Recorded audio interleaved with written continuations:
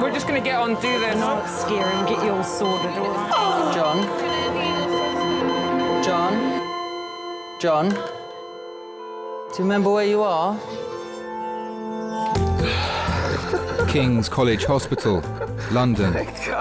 Thank God. A major trauma centre. Hit the curb, jackknifed onto the verge. Have we got a good pulse? Have we got an output? And one of the busiest A&E departments in the world. He will probably scream, but he won't remember. No, stop! A place where love, Come on, sir. Let's go. Up you go. No. Yeah. life, There you go. I love you. I love you too.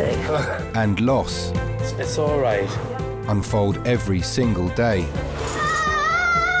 Don't cry. And we'll make sure Mummy stays with you.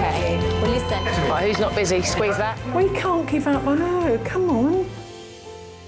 We've got to be strong for Mum, if it is the last bit. Hey. All the patients you're about to see were treated in one department. Well done. In just one 24-hour period. I never cease to be amazed at the robustness of human beings. I love you. And the strength of their relationships. Love, it's a reflex. It's what you do. For many of the families, despite the devastation that they may be facing, they give unconditional love.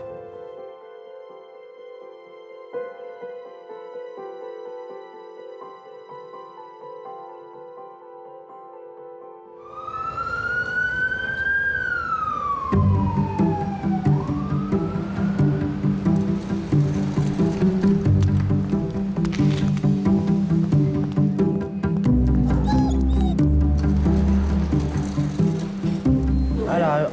Oh, it's packed up here. It ain't as bad as what it looks, Trace. No, but you said, well, I suppose having in the library, it was like a lot of blood and all that. I suppose they've had to cover themselves. But it was funny, he got out of the ambulance, he went, Nan, he said, I've had gas in there. He went, I can't stop laughing. Okay, what did you actually do? I was doing a handstand and I hit my foot on a fish tank. Sorry. So you went up and your foot hit a fish Because I tank? couldn't go up and I was trying to do it's like a spinning handstand thing. But I was only just trying to go up because I couldn't actually get. I do breakdance. laugh. Sorry, I know. Just breakdance, but then I was trying.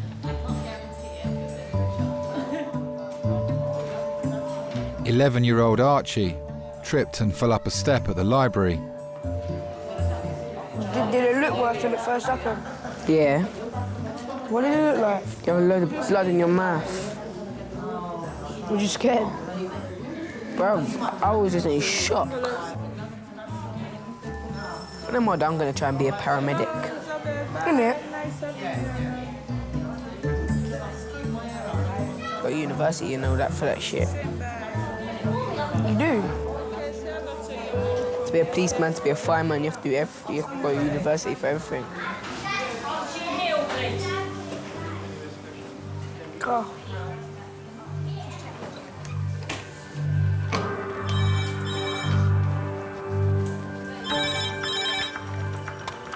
A&E King Staffman speaking. Okay. Keep it. Adult trauma, 12 minutes. That's adult trauma, 12 minutes. 1 in 10 of all patients at A&E come in after a fall. We get a lot of falls, people climbing trees, being stupid, people being drunk, falling out of windows, people kamikazing, thinking that they can, instead of just getting to their front door and down the stairs, they can just jump out their window when they're drunk. People can fall off anything, can't they? Horses, nightclub stages, but we get a lot of that, a lot of falling off stages. And that's usually actually women. So men fall off ladders and women fall off stages thinking that they're dancing like Beyonce, I think. Another one, fall 8 to 10 steps, hit a wall with a head injury, plus lacerations to his head. 53-year-old John has fallen down a flight of steps at his home a hostel in South London. Paramedics suspect he's been drinking. Ladies and gentlemen, good evening. I've got John here. He is 53 years old. He's been running at speed down the staircase. One set of the staircase, he's running to the wall, turned around and has fallen down 10 stairs. Disabilities, he's got multiple lacerations to the top of his head. They are deep and they do come, they do show the story that he's gone straight into something. He's got one right at the top, others a little one, but the one at the top's probably going to give you some interest. I've been unable to do a second survey because John's been very, very poorly compliant with being immobilised. We did have the proper stuff on, that's gone, and that's now the third attempt. He just keeps ripping it off. John, I'm going to check your tummy. Good radio. Do you feel any pain? Yeah. Radio pulse is good. Really close. No. Seconds. Here? No. Here? John, any pain? No. Lower limbs clear. Clear. My friend was in the room at the time, and he heard me fall, and apparently the sound of my head hitting the floor was like a walnut cracking, you know. On my count to 3, we are going back. 1, 2, 3. And I must have just went down like a sack of spuds, you know. Very good. We are going to check your neck out. I didn't really feel no pain or nothing. I just remember waking up. Right, John, you need to do us a really big favour here. You need to keep your head as still as you can. And after that, I must have either blacked out a little bit or something. Still pain anyway. Tell us. Okay, I'm finishing. Here? No. Okay. So you get very, very tied up with patients. Sometimes you are maybe the first friendly face they've spoken to in a while. Right, John, you've done brilliant. You just need to be patient with us for a little bit longer. So you have to be able to build up a relationship really, really quickly with someone so that they can trust you or at least believe what you're saying. Neck is the first priority, okay?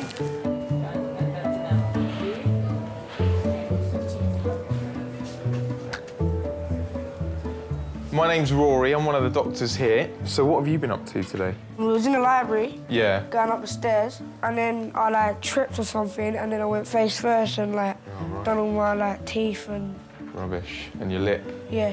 Okay. Did it knock you out? No, but I was really dizzy and Okay. All right then. Well, do you mind if I just have a look at your lip and your teeth to start with, and then I'll Yeah. see what we can do about it? Do you know what the stairs were made of? What you was there? What was metal and wood. Okay. Like the edge of it, going across the bottom. You didn't break any of the stairs. You didn't break any of the wood off or anything like that. So none of it's going to be in your lip. No. All right. Okay. Let's have a look at you. In fact, what might be easier if you come and sit on this chair for me. But when you try and wobble my teeth ain't wobbly, but when you try it, it kind of hurts. So just check your eyes to start with. Good man. You let me know if it's sore at all, okay? Be honest, Archie. You know what it is? He's frightened. But you've got to be honest. No. Right. What I want to do is just give it a quick clean so I can have a look at it properly. All right, I'll just get some stuff to clean it with. Thank you. And then I'll be back. Mum, do stitches hurt? Be honest. You say no. Yeah, they do. No, they don't. If they've got to do them, you've got to have them.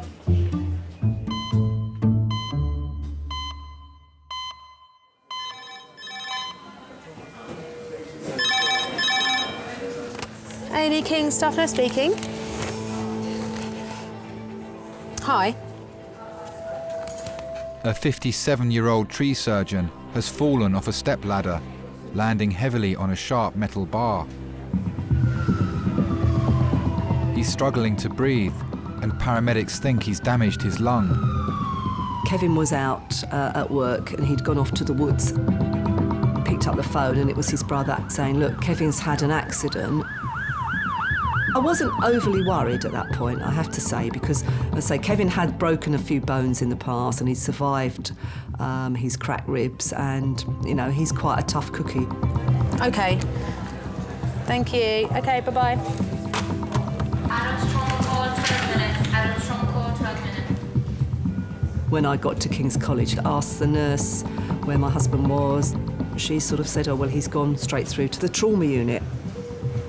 I just assumed that it was something that was to do with a fracture, really, as opposed to anything any more life-threatening. I think I'll correct it. Tree surgeon Kevin fell from a ladder. He's been scanned to see how badly his chest is damaged. So I was just on the ground, I was just screaming. As soon as I hit the pit, I was like screaming. That must have been horrible. We've been married for 35 years in July this year. We met at a dance, which happened in those days, in a church hall. And just relax for a bit. Don't say anything, just take 5 to 10 minutes. When I first met Kevin, I think at some point he'd wanted to be a farmer. It's in his being that he likes being outside. He has got this affinity with trees. That's just part of who he is.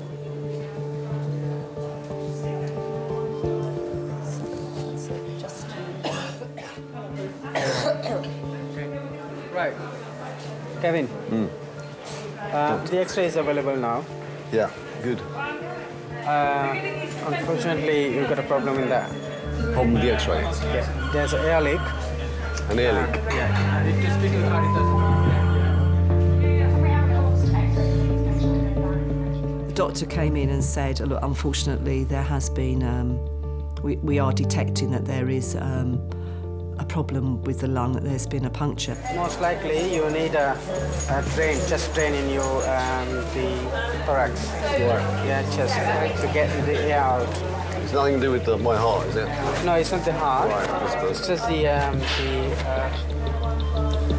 the ribs I knew we could cope with, but the lung was slightly more difficult. And you know, my heart sank. I thought, oh God, you know, what's this going to entail?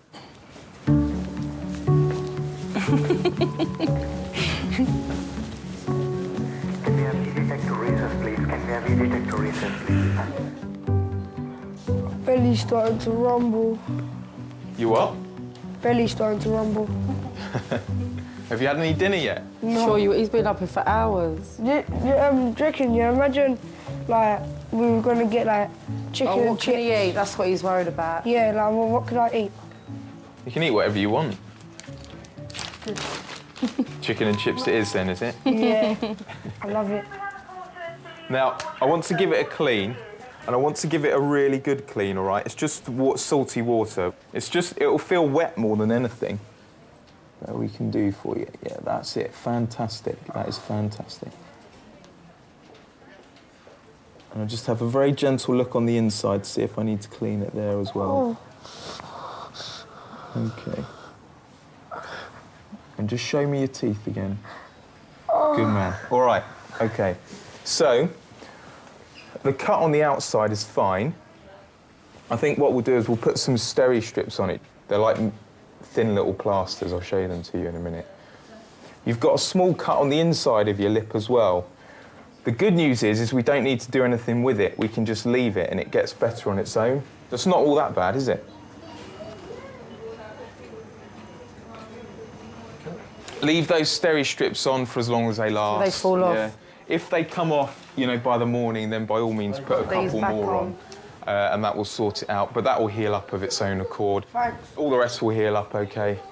If you're still worried about it after Go to the GP. then go see a GP. Okay. You'd be surprised, they do heal up really well. All right, take care. See ya. Stand seat reception for Dr. Salim. That's a stand seat reception for Dr. Salim. We're going to get a rabbit. Luke said it's really nice. Not to eat? Yeah. No, I couldn't eat a rabbit and I couldn't eat goat. I wouldn't want to eat goat. Have you ever had goat's cheese? No. Oh my God. It's the foul tasting thing you've ever had in your life, goat's cheese. Yeah. There's nothing worse than goat's cheese. Yeah.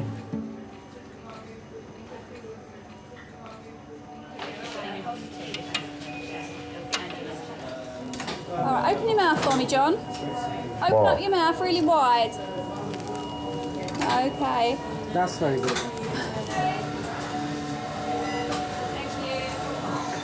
Well done. I was born in a council estate in Manchester. Normal childhood, no particular problems. I left school at 16. Met a girl, and then, like I say, we used to work on the railways, and I moved out to London by transferring from one station to another as a passenger guard. Who's going to call you up when you fall? Okay. Who's going to pick you up when you fall down? And my girlfriend left me, so I was sort of stuck on my own in London then, you know. It can be a very lonely, intimidating place at times, especially if you don't know many people. Who's going to call you up when things go? Oh my God, it's worse than I thought it was. Oh, jeez. Right now, don't put your hands in that just yet. Keep your hands out. Oh my fuck. Keep your hands out of that, please. But then I did fall on hard times, you know. I was on the streets for a couple of years. That one I feel a little bit wobbly. Feel a little bit wobbly, you know what I mean? So, because he used to be a drug user at one point, but I packed all that in, came all off that, and sort of booze has took over where drugs has left off in a way, so. John? Sorry, I know you're not. Did you look at the bridge of my glasses? Can you not? Please. Just look. I'll hold you first before. Oh, okay. Right, just have a look at me. I want to shine a little light. Okay, put your hands on there. Oh, yeah. You have to. Okay. John, that's enough. You? I think I've had 2 marriage proposals. You do get some funny patients. Especially the anything with drugs, and they tend to wake up and then they're very, very apologetic. I would just tell them that my huge 6'4" boyfriend wouldn't be very happy to hear it.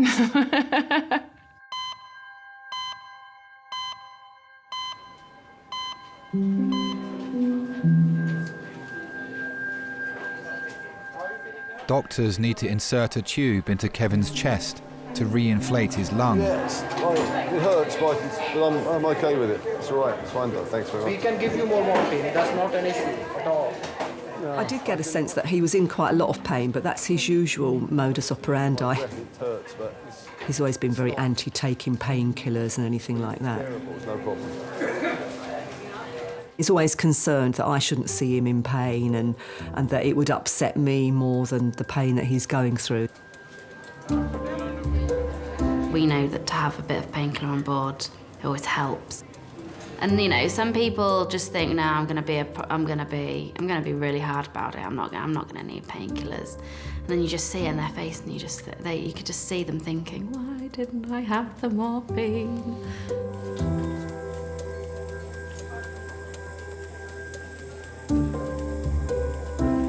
Before the incision is made, Kevin is given a local anaesthetic. Let us know if you need anything. Even if it's a hand to hold. Thank you.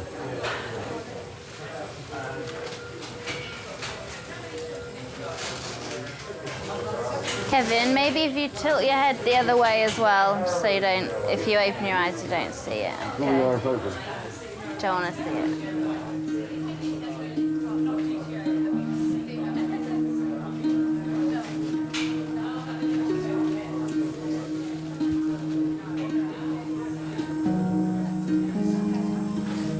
Are you a football man? I am, yep. Unfortunately. Who do you support?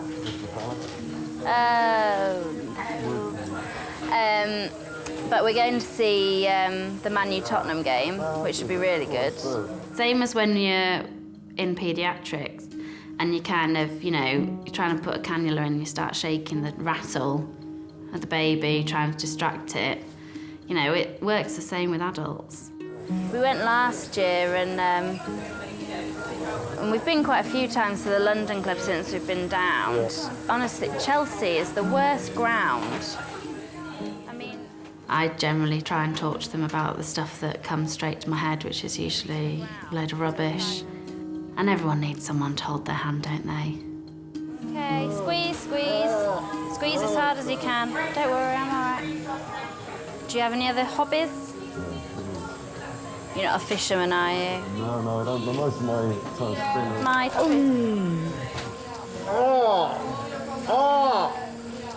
Okay. Okay. All right, sir. Squeeze, squeeze.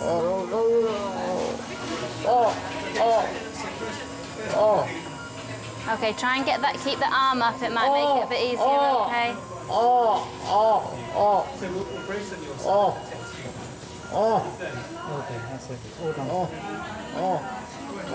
Okay. Is that better? I'm such a wuss. I'm like the biggest wuss. I probably shouldn't even... Oh, any type of pain upsets me. I'll be in the bed next to you with a broken hand. I'm sorry about that. We'll be able to talk about Crystal Palace. The whole procedure, I think, it sucks pretty much. But it is amazing. It works. But you just have to go through that pain, unfortunately. There you go. It was a distant memory 5 minutes ago. Ish. Good job doing what here. Pardon? Good job doing what here. Well, that's why I said, you probably should go out. That was painful. I heard him say that, and then I heard him say, it's a good job June's not here. Because he knows I'm not very good with blood and stuff like that, but anyway. I heard you screech. Yeah, it must have been painful. OK, anyway, I think just relax now. I'm just going to sit here. I've got the papers I'm going to read. So you just sit here and try and just relax and don't speak, don't do anything. All right? I'm just here, OK? I'm not romanticising this because tree surgery is very hard work, very demanding physically. You're climbing, you're pushing, you're pulling. It's a tough old job, but it's great. It's enjoyable, it's physical, keeps you fit, and it's something I enjoy doing. June, my wife, does secretly think that you're getting too old for this kind of work. He's 58, and it's a young man's occupation. I don't think that he'll ever be a classic sitting in an armchair reading a book or anything like that, you know.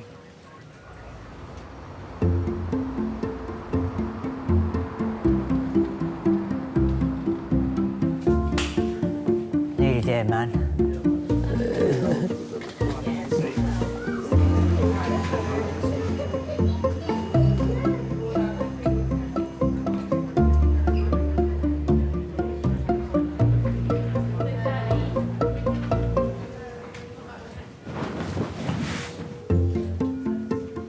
John's scans show he didn't fracture his skull when he fell.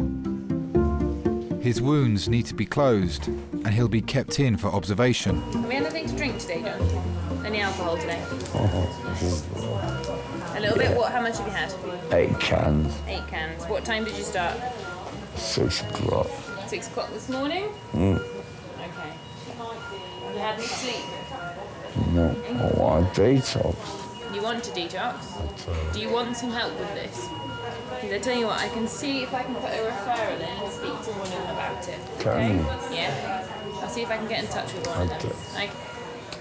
Sam's there. I'm there.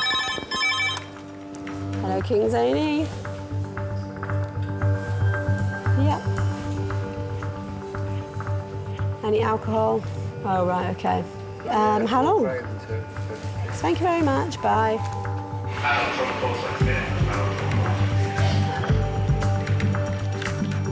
A 31-year-old barman has fallen and hit his head on a wall. He was leaving a club after a works night out. He'd been drinking for 7 hours. When we first found him, I thought, he's just drunk and he's fallen over, like, he'll get up in a minute.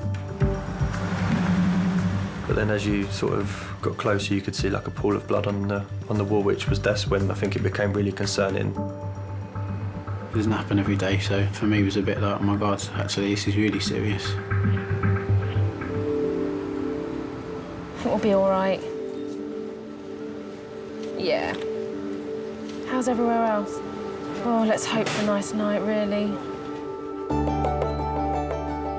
You're on a trolley. If you go any further, you're going to fall out and really hurt yourself. Just sit down and sober up a bit. Alcohol in A&E, I think everybody thinks that it's the weekend and the night, but actually, it's all the time. Just to let you know, I've just called the police. I've got a few police here with a gentleman that ambulance brought in. I've not yet booked him in, but he was drunk, and the ambulance lady came up to me and just said, oh, you need to call security. He says he's got a knife on him and he's been really aggressive to us. I'm going to get him seen sooner rather than later, I think, because it's bleeding as well, and also because he's going to be a bit of a handful. So I'll get one of our doctors to see him. Can I get a nurse to reception, please? It's really difficult when you have someone that's really drunk and you're trying to look after all your cubicles, and these people are so unsteady on their feet. Stay away from me. Come and sit in this wheelchair. It's like babysitting. You have to babysit them back to bed. Should have fallen on the floor like that lady. I would have got seen straight away. Please don't do that in here. We need to bring you into the cubicle, because you've had the police, you've had the ambulance, and now you're going to have a housekeeper to clear up after you. You need to come out, sir, into the cubicle. We can sort that out. Yeah? It's gonna fucking... Shh, stop swearing.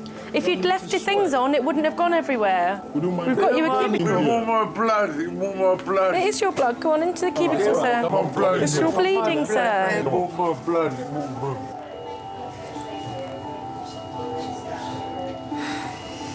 You're right. How's your night going?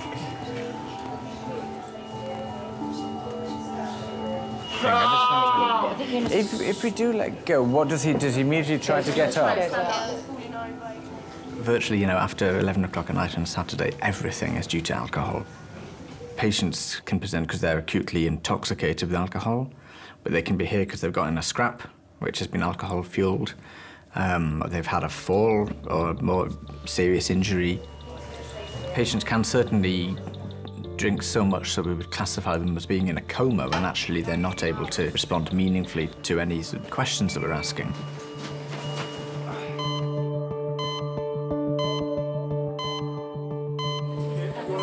Three, 1, 2, 3. He's 31. He's been at a works party or pretty much all afternoon today. He's been drinking since about sort of midday, 1 o'clock. But anyway, he cracked his head on a low walk. An isolated head injury, as you see there. That's the only injury that we can find on him. Nothing higher than standing height, No, we don't think? No, he was literally just standing, and the next thing they saw he was in the hedgerow. Right. That's all we could see. His GCS has been 3 pretty much throughout. He groans every now and again and lifts his arms. He doesn't actually, talk to us. He's not actually opened his eyes at all. Sorry, anyone with him? There's 2 friends with him. They're on the way. There's about 15 people around him. Just disappeared once we left. There was quite a big group of us. The restaurant had sort of a bar with a bit more of a party atmosphere. It was a bit of a cocktail bar. There was a few cocktails floating around. But Ross had already been out during the day, and I think he'd had a few too many before he got to the restaurant, and he didn't eat because he was late. We're not sure there's any other drugs or anything like that involved? No, I'm not sure of any meds that he takes, but he has been drinking very, very heavily today. OK, thanks so much, guys. Can we get just some sats and BP before we do a 12 ECG? Would that be right? Yeah, we'll be doing. We've got blood pressure. Thanks. I was just starting to get to that point, and then that proper sobered me up. I didn't really know. And like when Sarah went over to him in the bushes, I kind of thought, I didn't realise, because I was talking to Thingy, like Black Taylor or Aggie or something, and then I looked over and I saw her in the bush and I thought, what is she doing? And I looked at him and I thought, fuck, that's Ross. Yeah.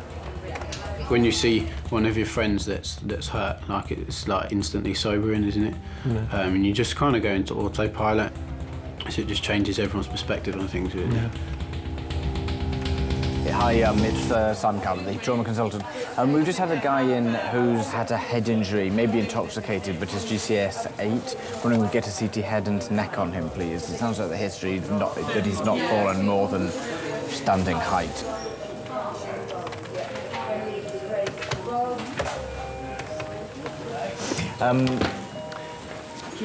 No past history that they're aware of. The people that we've got there, his boss work colleagues that they're all drinking quite heavily. Not aware of any past history.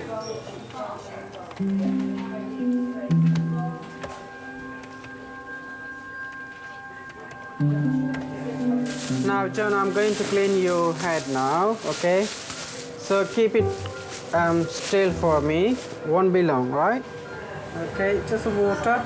I've had quite a few jobs, yeah. Postman, dustman. I used to work on the railways. I mean, my favourite passion is drumming, you know. I was always in groups, you know, playing drums. Oh, ow, started off with my mum's Tupperware kit and knitting needles. Okay, a little bit. There used to be a place called the Electric Circus in Manchester. And then one week he went in and all these punks from London came up because Pistols were playing there. Instead of peace and love on their jacket, it was all hate and war. You know, it was all leather jackets. I thought, wow, this is, you know, you could just sense the buzz about it, you know. Pardon? Discharge me. Discharge you?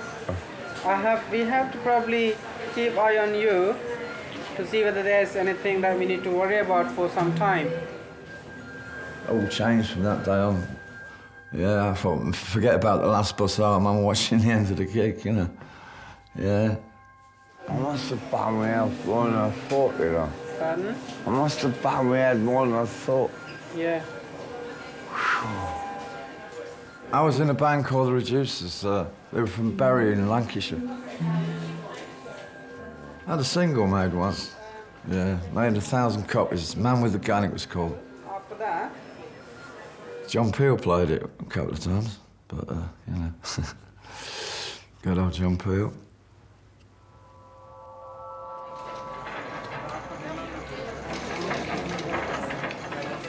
Ross has been sent for an urgent CT scan to determine the extent of his head injuries. If there's a bad brain injury, you may get some clues from the CT scan straight away that you can see that there's some bruising in the brain. More worryingly, there can be some swelling in the brain. Depending on what part of the brain has been affected, the patient may lose some of the ability to move part of the body. They may lose the ability to speak. Patients may lose their ability to live independently. And until you get those scan results back, it can be very difficult to predict.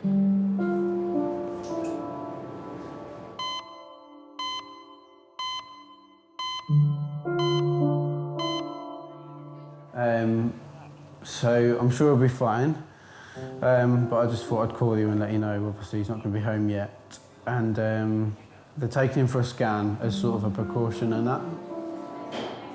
Ross's wife is at home with their 8-year-old son. So this might teach him a lesson or two, but hopefully he'll.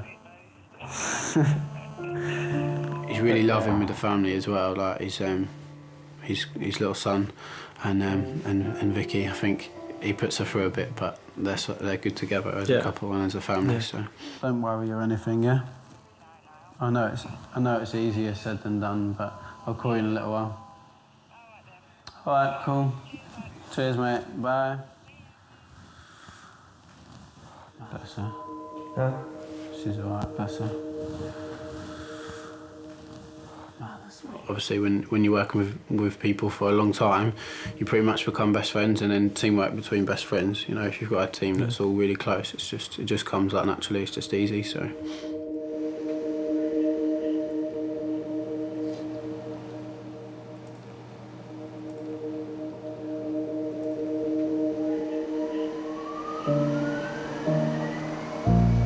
All the time really that I've been in this job and looking at patients who've injured their brain, the mechanism of injury can sometimes seem staggeringly trivial in a way and can have catastrophic outcomes. So falling over from standing height can actually very sadly leave people with permanent brain damage. There's just unfortunately an element of bad luck.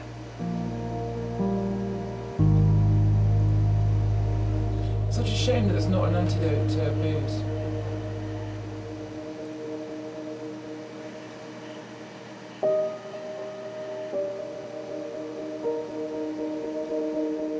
I've only ever been in that sort of state like once, maybe twice. I wouldn't again because things like that happen when you get that pissed. But I could never get to that stage where I'm not in control of what I'm doing or saying. I don't get me wrong, there's been occasions where there's been a few drunk texts and whatever, and like I've thought, oh, I shouldn't have done that.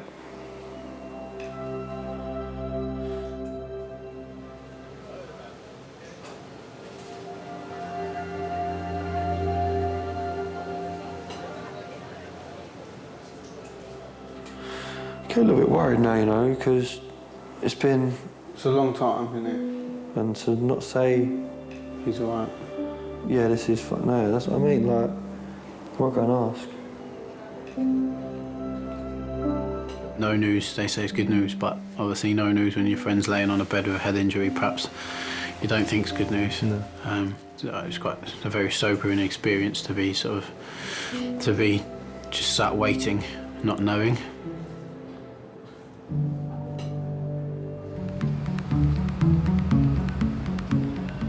Okay, hospital.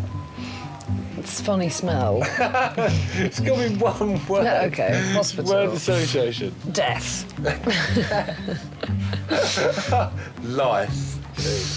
Good one. Yeah. Seed. Tennis. White. Black.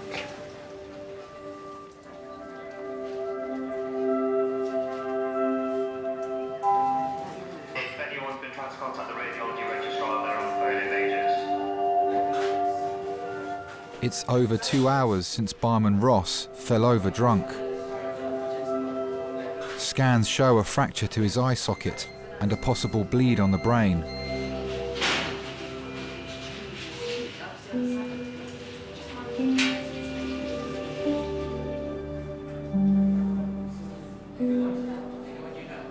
We kind of said, didn't we, that we'll stay until we know what's going on.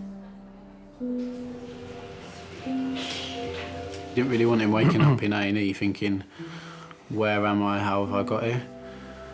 Without having one of us there to maybe explain to him, or just obviously peace of mind for him, like to know that he's not there by himself. The full extent of damage won't be known until Ross sobers up. Ross. Yeah, she said it looks a lot worse than it actually is. Yeah, it's just all the dry blood. Yeah. It's bad because there's blood on the pillow. Yeah. If patients have had a lot to drink and a head injury, it can complicate the diagnosis in a way. You're not sure whether they're behaving strangely because they've had a lot of alcohol or drugs or because they've actually suffered some injury to the brain. Apparently she said, like, he gets the ump occasionally and sort of makes a little bit of a groan and a fuck off, but that's about it. If you've got a patient who's got a reduced conscious level and the scan comes back completely normal, then that's a good feeling. You're thinking, well, actually, hopefully this is all just due to the alcohol and it's going to wear off in a few hours' time. On the other hand, if you see a scan and you can see there's lots of bruising and fractures, then you know this patient's in for the long haul and the outcome's going to be uncertain. Heart rate's quite low. 68, 60 is bradycardia. 60 is bradycardia. That means that's what, if you're a really fit individual, 60 heartbeats a minute is what you aim for. I'd say Ross with his... Say Ross isn't a fit individual. That's what I mean, that's what it's quite low for.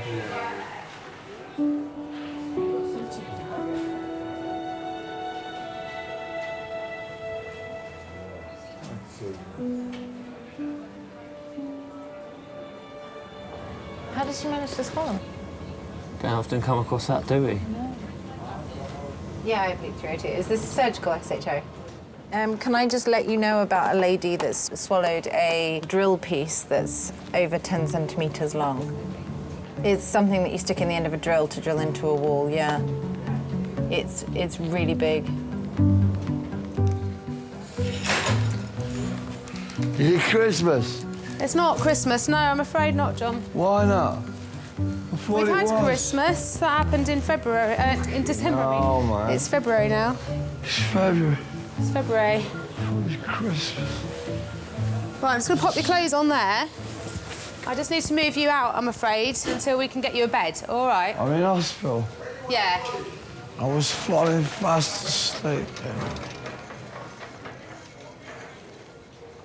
It's difficult knowing that people are going to go out to really hard circumstances, and it's sobering to know that not everyone has that home to go to, that not everyone has a safe place to be. You can't help everyone, but you can certainly do what you can for them in the time that you've got them. John? Sorry to disturb you again. We're going out to the ward now, okay? Okay. Maybe pop your hand in the bed there. Like I'm 54 now this year. It's difficult to know what to do, isn't it? Find it hard to sort of step out of that environment, if you know what I mean.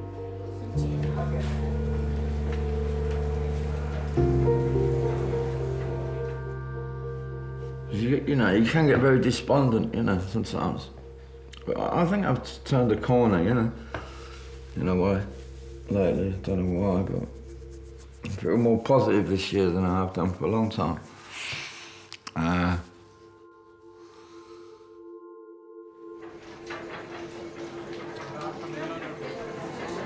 the meet and greet nurse contact triage on 3937, please? Thank you.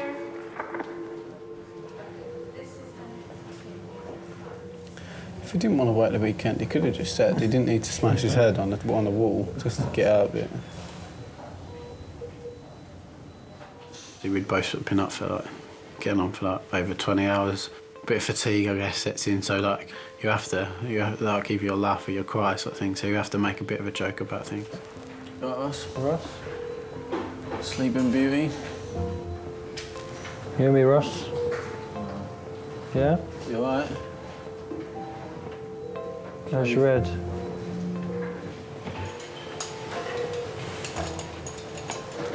You're waking up now, are you? We had a little If he's walking up a little bit, then we can ask whether it's painful or not. Yeah. And we can exclude completely it's not broken. Yeah. But you know that it's got some, you know, a small amount of blood in the brain, and that's what the neurosurgeon came in for, to see him. And I think the decision they said to you was he's going to be kept in for a few days for observations. Yeah. Okay. How you feeling? Right, big man. Open your eyes. Okay, let me try to open up for you. This one is a little bit swollen, okay? Go on, open your eyes. Okay. How do you feel now? Do you know where you are? My guess is a hospital. Yeah, that's right. Okay. That's fine. How's your head? Got a headache? No. No? Hangover? Not yet. Not yet, yeah. You wait until a couple of hours, mate. At all.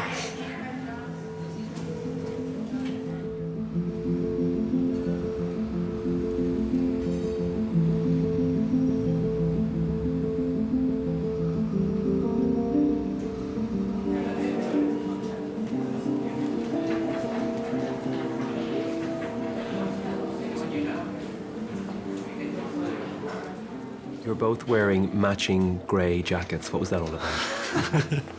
Twins. I was getting ready first, so Mike copied me.